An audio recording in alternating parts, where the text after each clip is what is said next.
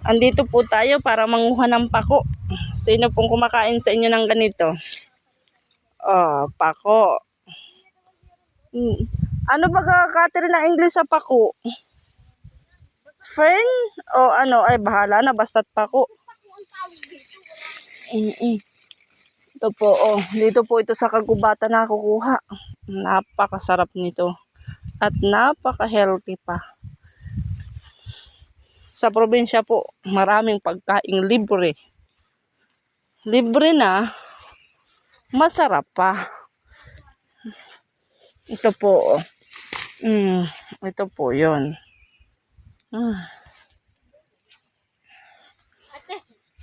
Oo, yan nga yan. Yan nga. Oh, ampa ko. Thank you, Jesus. At oh, pinatubo mo. Tataba. Masarap po itong ginatan. Masarap din po siyang ginawang-gawang salad. Ginigisa sa pritong isda o kahit sa sardinas. Masarap po ito. Pero pinaka-the best nito sa tabagwang ano. Ako po.